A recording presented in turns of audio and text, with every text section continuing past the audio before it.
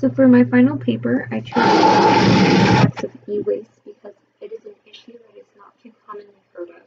I'm delving into e-waste because of the dangerous impacts it creates on people's health and the environment.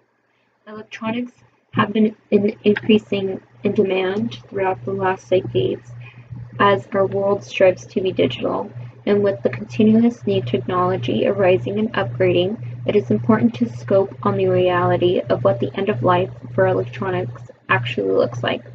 These devices are made of hazardous and toxic materials such as lead, mercury, and heavy metals that can leach into the soil and contaminate the water supply, as well as produce dioxins into the atmosphere if burned.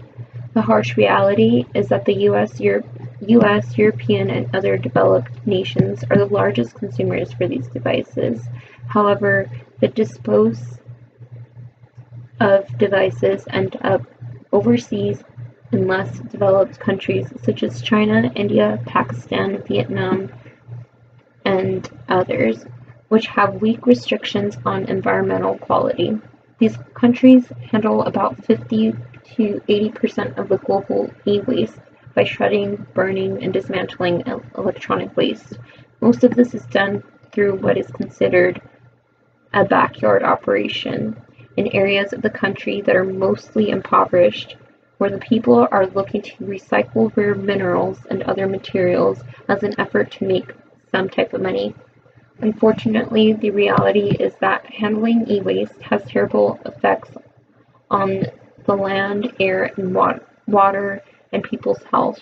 These devices have not been designed in a way that allows people to get the recyclable components in a safe manner, and so it has adverse effects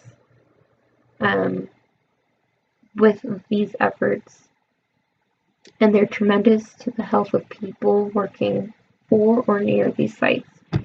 It has long-term impacts on people's health, such as respiratory diseases, brain disorders, cancer, and reproductive disorders, as well as many others. And so the underlying sustainability issue of e-waste is that every year our society wants the newest smartphones and electronic devices, but we do not responsibly consume these technological devices because more often than not, the smartphones that we are replacing have minor defects like a cracked screen, or if any other defect, we do not consider where the devices will end up.